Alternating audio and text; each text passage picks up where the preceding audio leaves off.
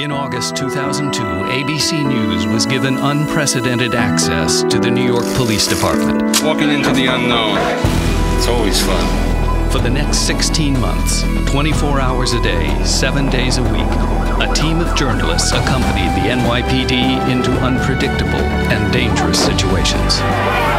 Well, we got stabbed here, so we're trying to figure out who did it. Lives are in the balance. 8 million people, 37,000 cops. NYPD 24/7. I'm Dennis Franz. These days, words like duty and sacrifice might sound old-fashioned, but here at NYPD Blue, we know that's why New York City cops are the best in the business. What we're about to show you in this True Life series from ABC News are the real cops, men and women who put their lives on the line every day. Tonight on NYPD 24/7, Detective Mike Heinrichs, the most decorated cop on the force, thought he'd seen it all until he caught the worst case of his career. Wednesday News Time 502. It was about as bad a Mother's Day as you could imagine for Ellie Carmichael of Brooklyn after she got a phone call telling her where her missing daughter might be found. When police got to that location, they found a body. Okay, we're going to pull the body out, I guess, you know. I'll give you a hand. No problem. No problem. 21-year-old Romona Moore of Canarsie, Brooklyn, a junior at Hunter College, was reported missing more than 2 weeks ago. This morning, an anonymous caller told her parents to look under an old ice cream truck in an alley just blocks from their home. She left home and she told me that she was going to the local Burger King. The victim's mother, Ellie Carmichael, was already at the crime scene when police arrived. At about 11 that night, I began to get worried.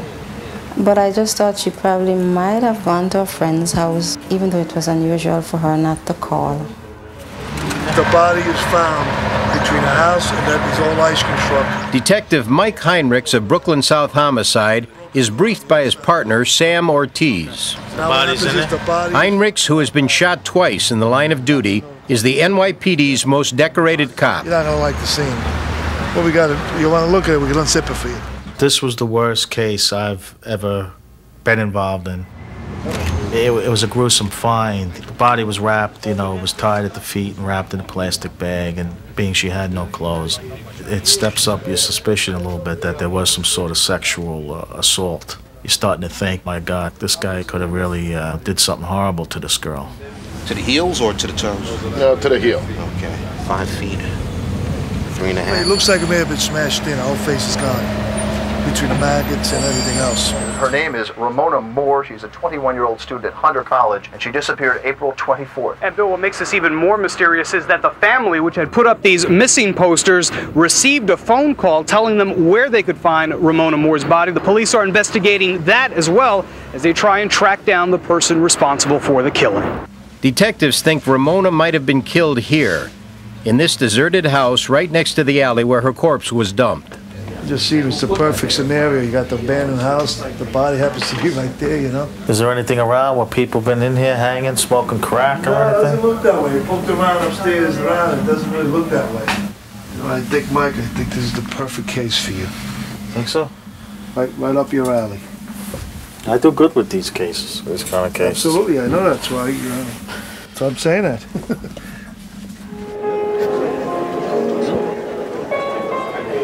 We need to have a scholarship for her. That's all right, because crying is all right. A memorial service for Romona Moore. A time to come together for this close-knit West Indian community. She was the hardest working girl I had ever known. Romona was an angel, and she was just getting started. In times like these, we can only reflect on the wonderful memories that Romona has left with us. We will celebrate the life of our daughter, niece, cousin, and friend. Romona and her smile will stay permanent in our memories forever. May God bless her soul, and may she rest in peace. Amen. It's not blood on there, or we don't know? Looks like water, huh? Well, maybe he wrapped her in this, took her outside, and brought her back in again. You brought the plastic back in. Being that the body was there and the house is abandoned, there's not much going on, we started to look at the house. Who's hangs out here, who lives here, who comes in and out type thing. Police are curious about a man they found cleaning up the property when they arrived. He says he's the caretaker of the abandoned house. I mean, he could be out here, sucking on the vodka and seen her 100 times, and finally she blows him off, or finally, The man is brought to the 67th precinct for questioning. Ever trouble with the police in the past? Any criminal stuff? No problem boozing or drugs or anything like that? No, I didn't know that. No, there's nothing wrong with it. I mean, I go to work every day. I drink after work. I'm not, just asking, Doesn't drink, doesn't smoke crack, doesn't smoke weed, but, it looks like he does, Never been arrested. We're told he has been arrested a lot of times, You have any ideas of what could have happened? What? Well, with the girl there, what happened with her? I have the slightest idea. At that point, we obviously have no physical evidence that could tie him into the scene. We have no eyewitnesses to what happened.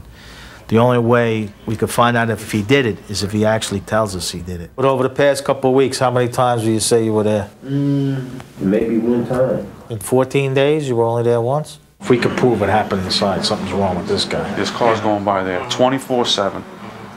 You're carrying a body. You're not throwing it over that wall. You're going to be seen. This guy's adding up, this guy. I don't want to jump to any conclusion, but he's adding up. We need to pass a law that says that if you're an adult and you're missing, they should look for you right away. Right away. And you should call that the Romona Moore law. And I am going to introduce... The victim's family and friends are furious with police. Right away, the child life's going to be saved. Ramona's mother says that when she reported her daughter missing, the police didn't take her seriously. Writing Romona off is just another runaway. The anger is focused on Wayne Carey, the detective from the 67th precinct who led the 18-day search for Romona. I mean, they are going through a grieving process, so they might feel that we didn't do enough. But, I mean, they will see eventually that we did do a lot, and that, we put our heart and soul into this case. It was total disrespect. All I got from the police was that if my child is out there and she don't want to come back, she don't have to come back. No one came, no one called, no one was... They had already said there was nothing they could do, and there was nothing they would do, because she was 21. They just brush over us, telling us, look, she's gone somewhere with some male companion, she's an adult. We kept on pleading with them, telling them she's not the kind of person who will do such a thing. We pay taxes like everybody else. Why is there a double standard? You tell me, you're looking for a 21-year-old girl in Brooklyn. Where do you look for her? They interviewed all the girl's friends. They interviewed any other family members. Like I said, they had the canine unit over there, bloodhounds, and it all came up negative. There's a case, in my mind, you solve this case, period, the end. There's no like, oh, well, we came up short, we tried. This case gets solved, and that's what we're going to do. You just can't see anybody bringing the body there. No, that body came from inside out. Police returned to the abandoned house on the property where Romona Moore's body was found. They're looking for signs that she was murdered in one of these rooms. This is the place. Well, that's the thing, you got everything you need for what happened in this house. And everything that you need right in this room, let alone the rest of the house. If she was murdered here, it could point to the house's caretaker as the killer, but he is adamant that he never met Romona. I was curious about the placement of that. We were just talking about that window. Yeah. And the proximity to the body. It's just a weird place to secretly dump something when... It doesn't have that look to it at all. There's no evidence of that around, They find nothing solid to support their theory about the caretaker. Heinrichs decides to switch tracks. He's now convinced that his best chance of learning who killed Romona lies with the anonymous caller who told the victim's family where to find her body. We're going to speak to the family as soon as we can, and we're going to get to the bottom of that phone call. but the family is still angry at police. They think Heinrich's colleague, Detective Wayne Carey, did too little too late in the search for Romona. From speaking to Wayne, I know there was some problems between him and the family, which, like I said, is understandable. They're searching for answers. Why is their daughter missing? Now, who killed her? Why? Why didn't the police do something about it? It's hard. You really want to have the family on your side, is what you want to do. You know what? If you got to eat a little crow, you got to roll with some stuff, you do it. But you got to show them how much you do care. Hello, good morning. This is Detective Heinrichs from the 67th Precinct. Is Miss Terry at home? Miss Terry, how you doing? I'd like to come over and speak to you. I have a couple of quick questions to ask you. Despite their bitterness, Ramona's family agrees to meet with Detective Heinrichs. I can understand how you're feeling over the circumstances. I just want to let you know, in all honesty, Detective Carey is a good man and worked very hard with this case. He was very nasty. He was nasty to us. Well, she's a third-year college student. Never miss a day in school. Her grades are A1. Emotions run high, but the family is ready to answer Heinrich's questions. There's a man on the other end of the phone? He told me that he heard a girl screaming a few nights ago. Okay. Then he told me something about Snyder Avenue. I was overwhelmed. I was hearing it, I'm not hearing it. What did he mention about the Snyder Avenue? He was being very specific. He said they wrapped her up in plastic and I think they killed her. You said all that? He said they had another girl and they had arrested somebody before around 58th and Snyder. It's stunning news. The family told Heinrichs that the anonymous caller said that besides Romona, a second girl was abducted. That incident took place in this house on Snyder Avenue, where a 15-year-old says she was held captive and raped by two men. When they fell asleep, she managed to escape. They put a pillowcase over my head, and they just pushed me on the floor and took the strings and tied up my ankles and my arms. So you was tied up and naked? Yes. Police now want to know if the teenage rape victim heard or saw anything that could connect the men who allegedly attacked her to Romona. The girl speaks with Detective Woody Simmons from the Special Victims Unit. Were they making any kind of threats to you at all? They said that if I didn't cooperate, then I would end up like the girl that they had last night because she was feisty and they had to kill her. They said that they had to kill her? Because she was feisty. Did they ever show you this female's body? No, while I was sitting in a chair, they had tape over my mouth and my eyes. And he said that the girl body was behind me and he asked me if I smelled it. And so he turned my head and so I could smell it. And did you smell it? Yes. You smelled her? I don't know it was a funny smell. I don't know exactly what a dead body smelled like. But the girl's story is a bombshell for police. But were the men just bluffing? Was it really a body the teenager smelled? And if so, was it Romona? After that, when this is in the process of her getting put in a chair and bound and duct taped and around the eyes and that, she's got her head turned and the guy twisted her head around and said, don't look, you smell that? You smell that? That's that dead body in there. Now in a whole new ball game. I say we can go lock anybody up for a murder right now, but it's getting real close if you ask me, you know what I mean? She's got a head. One of the teenage girl's alleged attackers, 19-year-old Troy Hendricks, was arrested shortly after she contacted police. He's now in a jail cell on Rikers Island awaiting trial. Police have been unable to ask Hendricks what, if anything, he knows about the disappearance and murder of Romona Moore. He's represented by counsel on a pending case. Under the law, we can't speak to him. The other man alleged to have raped the teenage girl is 21-year-old Kason Pearson. He is still at large. Where's that rape case? You got it handy? Yes, that's right on my desk. You have the whole case here, or they have it at Special Victims? No, I got it. Come on. We got a lot of good stuff.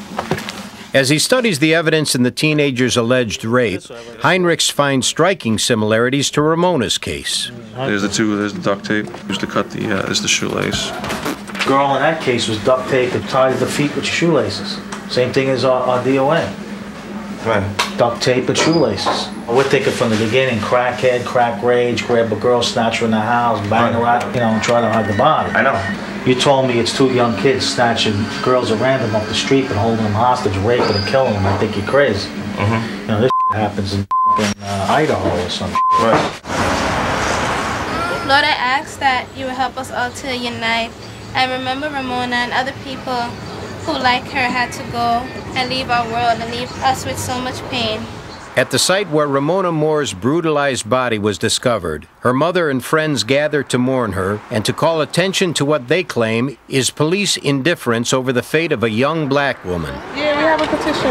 Oh, yes, I'm ready to sign. People say cops have a thick skin, you see it all. It hurts you, it bothers you. If it doesn't bother you, if you can't have compassion, if you think, oh yeah, I'm a cop, yeah, whatever, so if it doesn't bother you, then there's something wrong with you. You don't belong doing this stuff. Now comes the tricky part. As he hunts for Ramona's killer, Mike Heinrich still has more questions than answers. If Romona was murdered in this house on Snyder Avenue by the same men who allegedly raped the teenager, how did they transport her body nearly a quarter of a mile along a bustling avenue in order to dump it in the yard of this abandoned house? We're gonna have to canvass this whole thing, have to walk through it, ESU, canine, whatever. Heinrich thinks he may have found the answer, a back alley that connects the two locations. There was a direct path from the back of the house to where the body was found, basically a direct path. Romona only weighed about 90 pounds, and our 2 all-stars were big guys.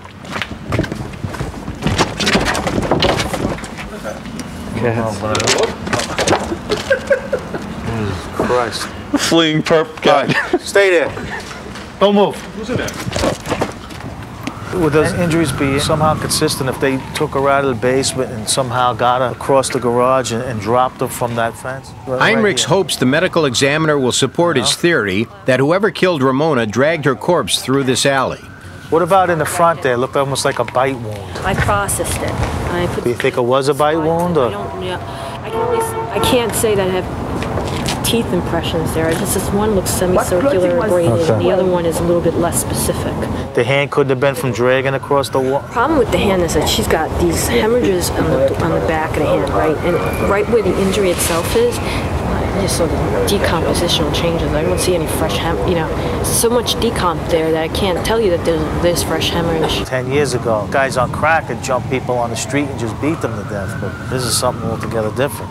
Especially if it is these guys, and then 3 nights later they're grabbing another girl off the street and doing the same thing.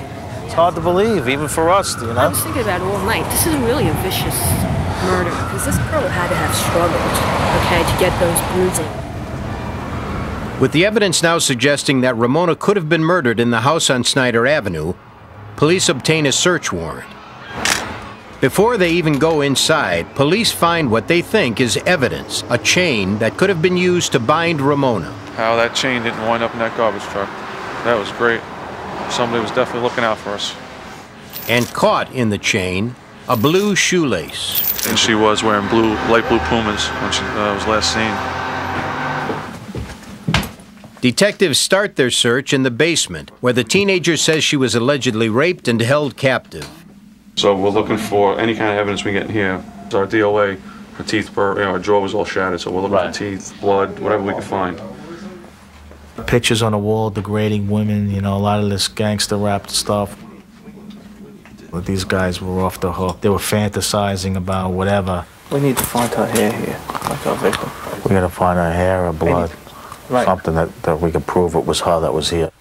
What are the chances of having 2 of them? Gang stick-ups, selling drugs, but this, 2 guys?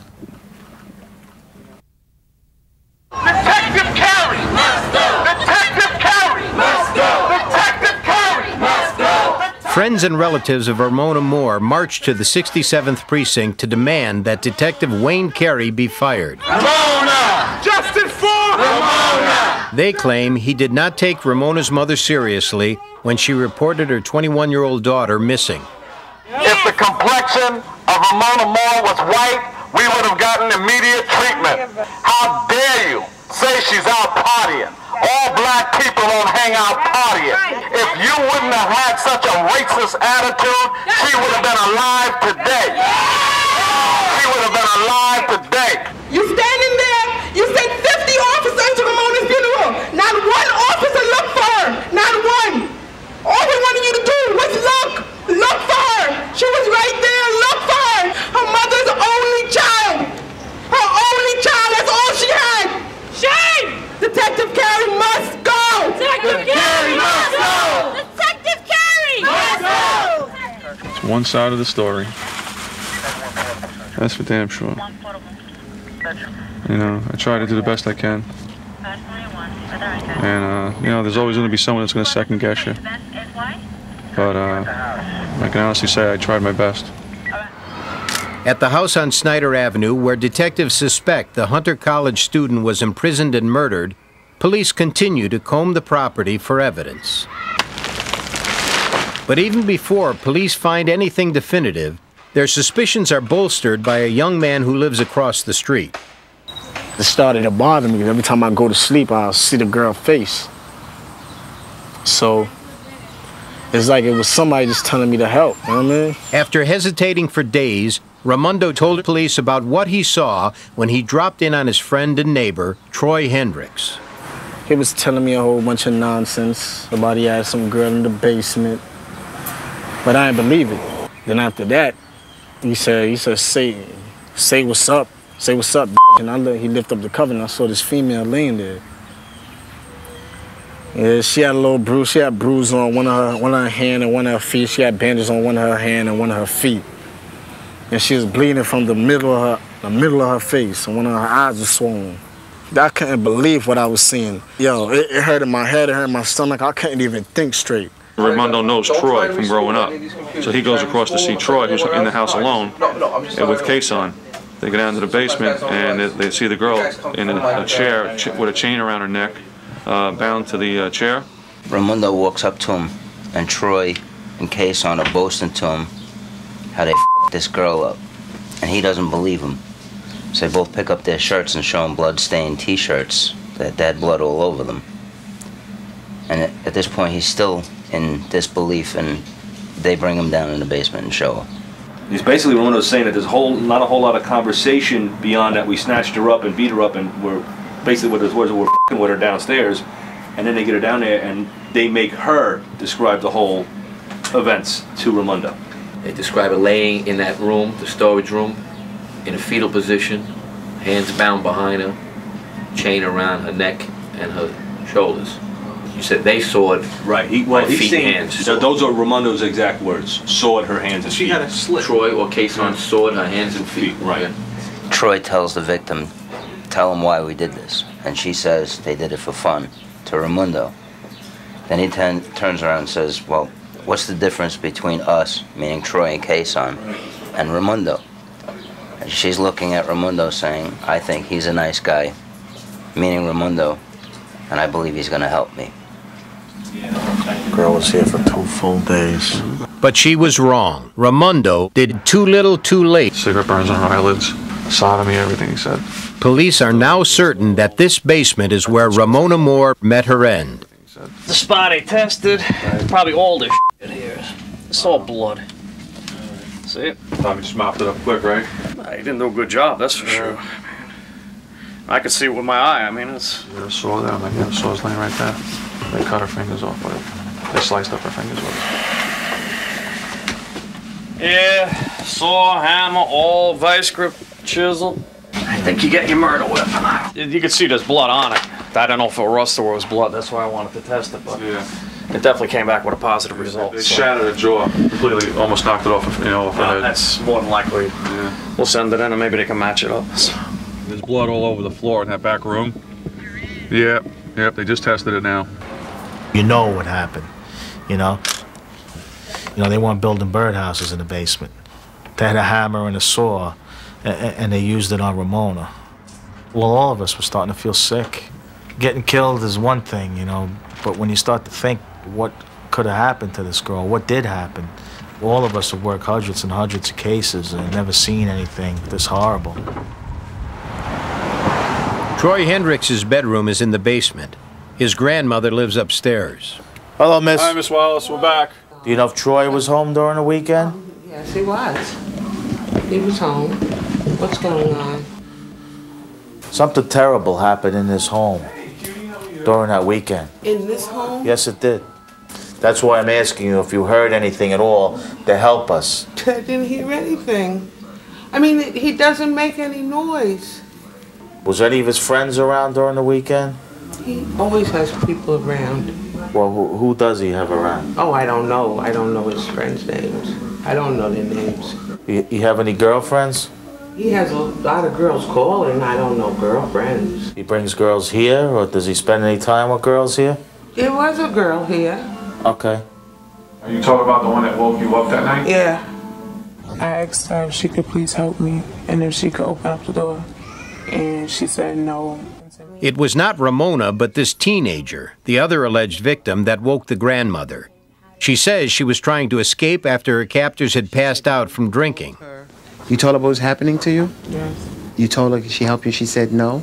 Yes. Okay, what did you do next? I tried to run past them and get to the other door. But then she came behind me and she started screaming and she woke them up. And I ran up the balcony steps. And one of them came behind me and then we was tussling and we fell down the steps. And when you guys fell down the steps, what happened? I was yelling help while he was trying to cover my mouth. And like he was on top of me and he like pushed me back inside the house.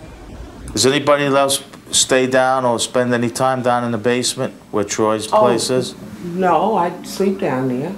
Okay, you sleep down there? At the time, sometimes. Did you sleep down there during the weekend? Oh, God, now I don't know. Because sometimes I sleep up here. I don't know. I probably did. What do you think happened with the girl that woke you up? I don't know what happened to her. Did anybody ever tell you what happened to her? No. They don't tell me much around here. They protect me. They keep me in the dark. How about right before that? Was there another girl right before that you saw? A couple days before? No, I didn't see anybody then. She might be just playing dumb and stupid because she is dumb and stupid, you know? I mean, there is a line. When we go back to the precinct now, there'll be a line of people making bullshit, silly complaints against their neighbors because they blocked their car, because they called them up on the phone and cursed at them. It's ridiculous. But they won't call up on one of their neighbors when they see him commit a violent crime. The most frustrating thing is while you're pulling your hair out of your head looking for the girl, these people directly across the street know and know that a girl's being tied up and held in the fucking basement. And nobody calls the police. Well, where is their head? It's so far up there. I don't know what it is. We would have had Ramona alive, and this girl never attacked if these people would have picked up the goddamn phone. To the folks out there that said I should have run them to police, they talking because they never been in that predicament. So anybody could talk off of words if they not in that predicament. But wait till y'all get in that predicament, then y'all see. I didn't know if I would have said something that they wouldn't have called somebody on the street because they got friends. That's why I ain't do it. That's why I ain't call the cops as soon as I left. Because I was scared. I was scared. So I made my shorty uncle call anonymous. I heard they released the girl that night. So I was like, all right, good. My head is clear. They found the girl. But not knowing that the girl that they found was another girl. Not knowing the girl I saw was already dead. I didn't know that, so I thought I helped the girl. But didn't.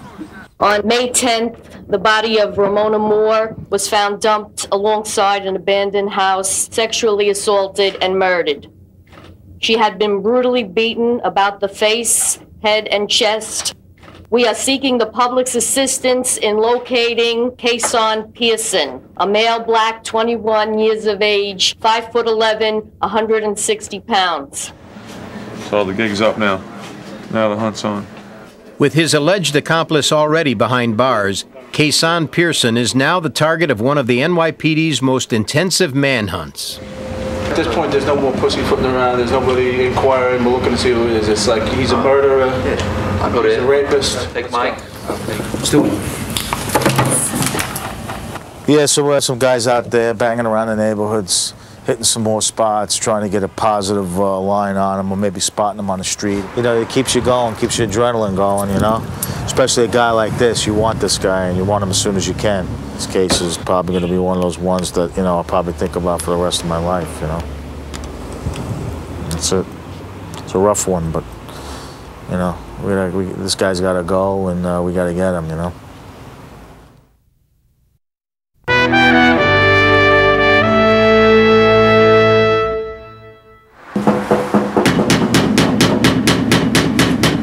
Police, can you come to the door, please?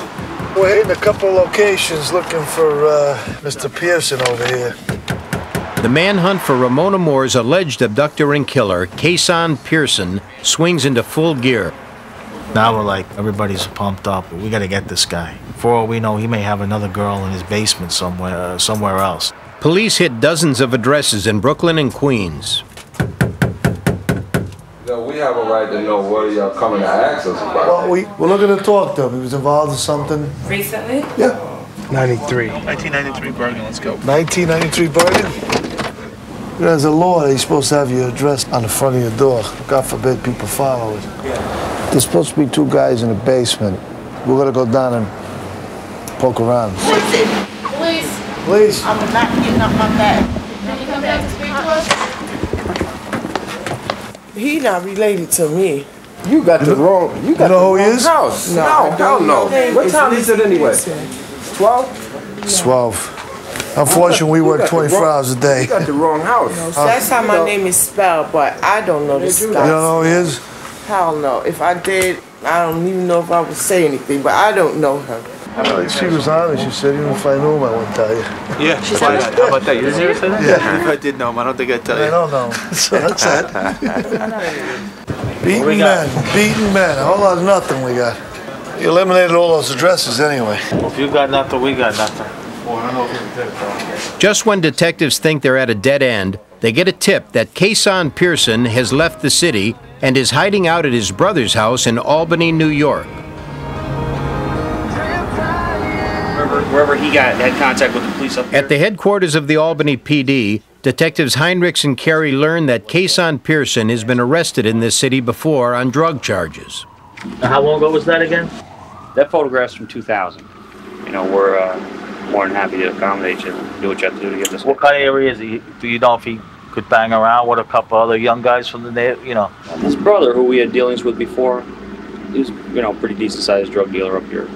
But even his brother wasn't a street corner guy. He had, one of the guys, had a vehicle, traveled around that way. Didn't really stand on the street corners. They're both kind of loners. Like up here, Brooklyn guys will stay with Brooklyn guys. Queens guys will stay with Queens guys. Bronx guys will generally stay with Bronx guys. Yeah, it's all Brooklyn people right up and down the street there. It's like the Brooklyn outpost. Yeah, this is like Brooklyn really north. Yeah.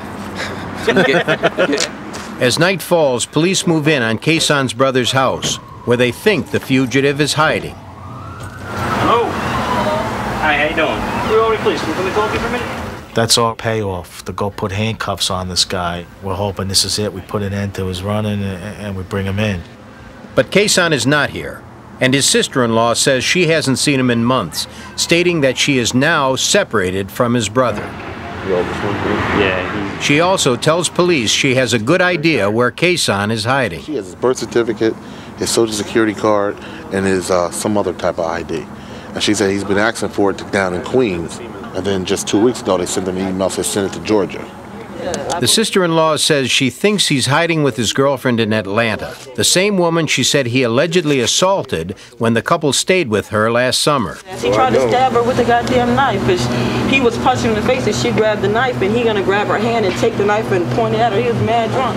My kids are crying. He's trying to stab this girl in the chest. This is Kason's brother's wife's house.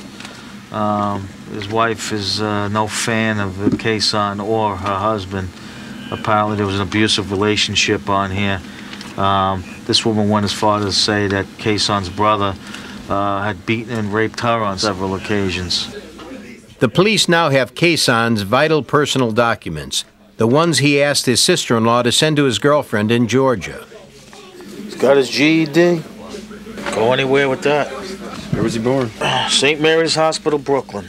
Borough of churches and hair salons.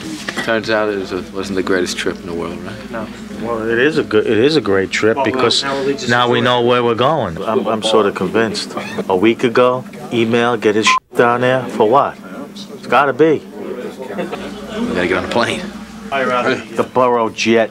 Have the Burrow jet waiting for us on the runway. You know? Deep south. Let's just say the lovely Mrs. Carey and Mrs. Heinrichs are not going to be too pleased when we drop the hammer on this one. And you go, where, when? Then you just, what?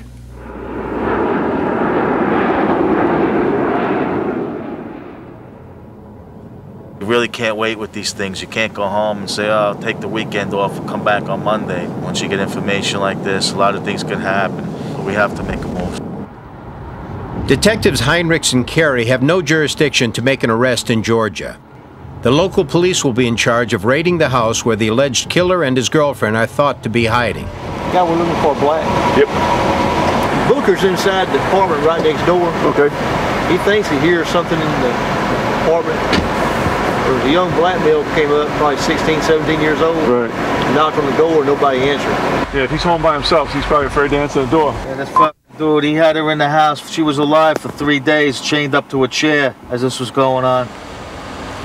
Well, let's kind of run some scenarios here. Mm-hmm. What if he takes off? We'll run after us. Well, we don't really have the authority to do that without a warrant. Yeah, we're not looking to break the door down, nothing like that.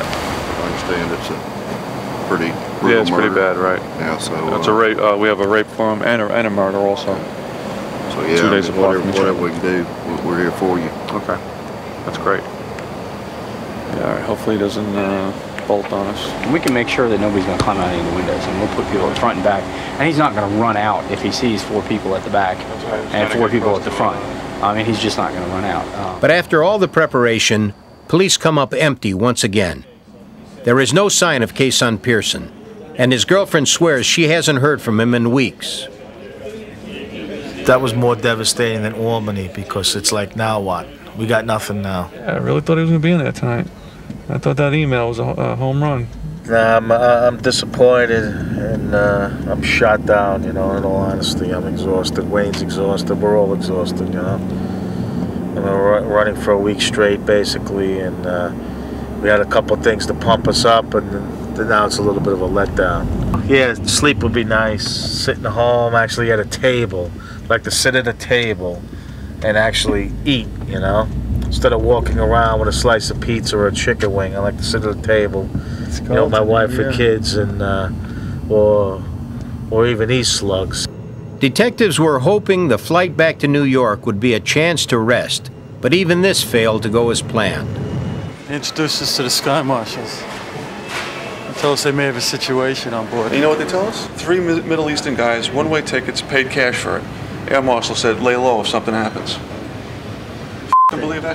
I'm not worried about the guy pulling out a box cutter. Then we'll just send them back to Oller in a box. But I'm worried about, you know, who knows if there's some sort of explosives or something they got, you know? Paid cash, one-way ticket. What more do you need? And Middle Eastern.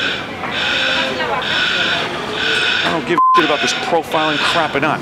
Can't even close your eyes on the plane. You're wondering what the hell's going on. Are these guys going to pull something? The marshal, you're going to get involved with the marshals or something?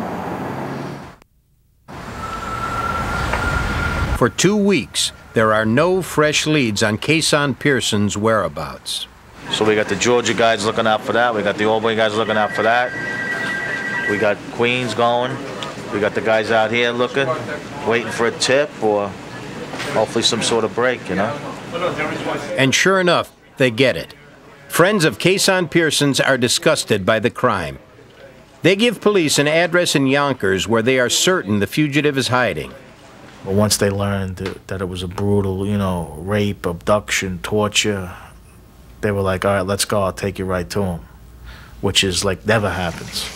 And this just into the 1010 Wins newsroom. Police in Yonkers say 21-year-old Kason Pearson was shot in the leg and arrested during a Wednesday morning raid at a Yonkers apartment.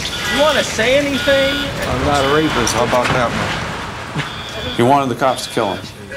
Plus, he wanted to put an end to this. He was barricaded inside a bedroom. As they got into the bedroom, he came out of a closet with a knife at them, and they fired 2 rounds at him, hitting him 1 time in the leg. What's your story? He had no place to put his head down. He really has no family. His ultimate goal, he said, was to go to Mexico. But he had no way of getting there. For detectives, the capture of Kason Pearson brings another homicide case to a close. But for the mother of Romona Moore, there is only sadness. If someone is missing, I don't care what age they are. If someone tells you that their loved one is missing, then the police should then act quickly. It's unfair. That's the only thing we work for, is we work for the victim's family. You know, to try to bring them closure. They have nothing else. But what can you do? There's nothing you can do about it, you know? I mean, there's an old saying, you know, they told us in the academy, you know, you want to be a hero, go join the fire department.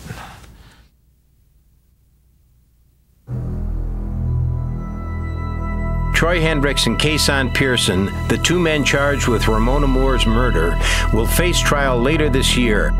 Prosecutors plan to seek the death penalty.